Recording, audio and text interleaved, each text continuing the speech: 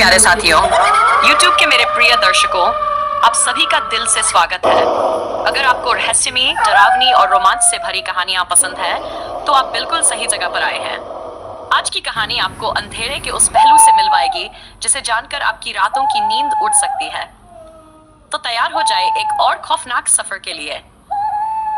Video को अंत तक जरूर देखें और अगर आपको कहानी पसंद आए तो लाइक और सब्सक्राइब जरूर करें, क्योंकि आपका सपोर्ट हमें और भी डरावनी कहानियां लाने की प्रेरणा देता है। तो चलिए शुरू करते हैं आज की भूतिया कहानी, लेकिन ध्यान रहे अकेले मत सुनना। घोषपुर का भूत, एक अत्यधिक डरावनी और लंबी कहानी जिसे सुनने के बाद आपकी रातें बेचैन हो सकती है। प्रस्तावना: घोषपुर का श्रापित मंदिर। भारत के पूर्वी हिस्से में स्थित घोषपुर गांव बाहर से देखने पर एक शांत और सामान्य गांव लगता था, लेकिन इस गांव के एक कोने में एक प्राचीन मंदिर था जो सालों से वीरान पड़ा था। गांव के बुजुर्ग कहते थे कि यह मंदिर शापित था, वहां जाने वाले कभी वापस नहीं आते थे। लोगों का कहना था कि कई दशक पहले वहां 60 लोगों का नरसंहार हुआ था और उनकी आत्माएं अब भी वहां भटक रही थीं। मंदिर से रात में अजीब अजीब चीखें, रोने की आवाजें और फुसफुसाहटें सुनाई देती थीं।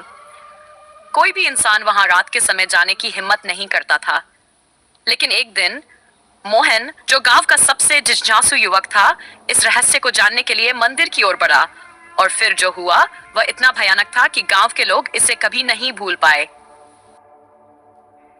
गांव के चौपाल पर मोहन अपने दोस्तों के साथ बैठा था। बातचीत के दौरान मंदिर का जिक्र हुआ। अरे ये सब बकवास है, भूत वूत कुछ नहीं होते, मोहन ने हंसते हुए कहा। अगर सच में हिम्मत है तो जाकर दिखा।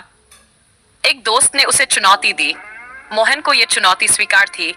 उसने उसी रात अकेले मंदिर में जाने का फैसला किया। गांव के लोग उसे रोकने की कोशिश करते रहे, लेकिन वह नहीं माना। उसके मन में जिज्ञासा थी, क्या सच में वहां कुछ है या यह सिर्फ लोगों की कल्पना थी? भागदा, अंधेरे में पहला कदम। मोहन रात के 9 बजे एक लालटेन और एक डंडा लेकर मंदिर की ओर बढ़ा। रास्ता सुनसान था, हवा एकदम शांत थी, लेकिन जैसे ही वह मंदिर के पास पहुंचा, हवा अचानक बहुत ठंडी और भारी हो गई। मंदिर का मुख्य द्वार टूटा हुआ था। उसने अंदर झांका, सब कुछ धूल और मकड़ियों के जालों से ढका था। लेकिन सबसे अजीब बात यह थी कि वहां से एक हल्की हल्की फुसफुसाहटें आ रही थी। क्या कोई अंदर है? मोहन ने जोर से पूछा। कोई जवाब नहीं आया।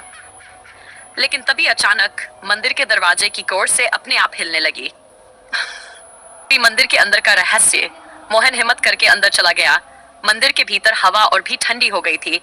वहां एक पुराना विशाल घंटा लटक रहा था जो धीरे धीरे अपने आप झूलने लगा। तभी उसे सामने दीवार पर कुछ अजीब आकृतियां दिखीं, मानव आकृतियां जो चीख रही थी। ये देखकर उसके रोंगटे खड़े हो गए, लेकिन इससे पहले कि वह कुछ समझ पाता, मंदिर की दीवारों से एक धीमी कांपती हुई आवाज आई।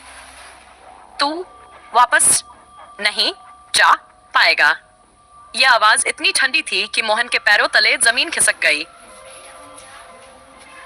आत्माओं का प्रकोप।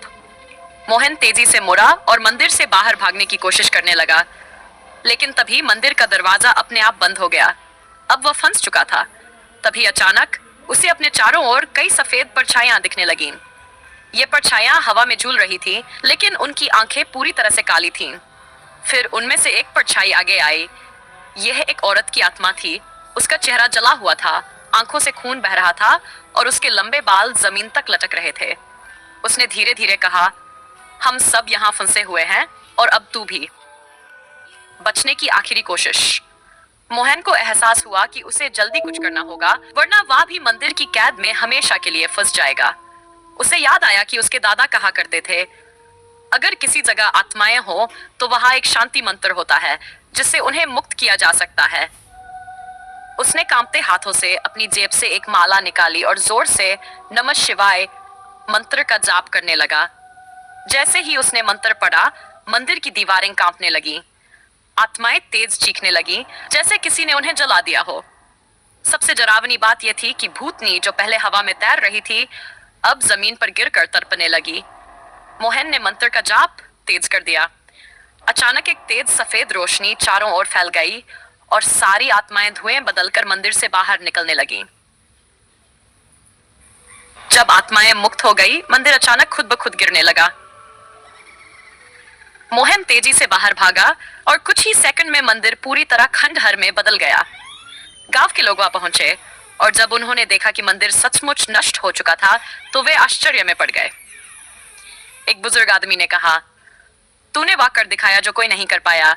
इन आत्माओं को आखिरकार मुक्ति मिल गई। क्या भूत सच में खत्म हो गए? अब मंदिर का श्राप समाप्त हो चुका था। गांव में फिर से शांति लौट आई, लेकिन कुछ चीजें अब भी अजीब थीं। मोहन जब भी रात में सोता, उसे सपनों में वही मंदिर दिखता। उसे महसूस होता कि कोई अब भी उसे देख रहा है। एक रात जब वह अपने कमरे में अकेला था, उसने शीशे में एक परछाई देखी, वही जलता हुआ चेहरा। और तभी उसके कानों में एक फुसफुसाहट सुनाई दी, तूने हमें मुक्त कर दिया, लेकिन क्या तू खुद को बचा पाया? वह समाप्त या फिर नहीं? क्या मोहन खुद श्रापित हो गया? क्या मंदिर की आत्माएं सच में मुक्त हुई, या वे अब भी किसी और को अपना शिकार बना रही थी? अगर यह कहानी आपको पसंद आई हो तो हमारे चैनल को सब्सक्राइब करें और वीडियो को लाइक करना न भूलें। अगली भूतिया कहानी तक अंधेरे से सावधान रहें, क्योंकि कौन जानता है कौन सा साया आपके पीछे खड़ा हो।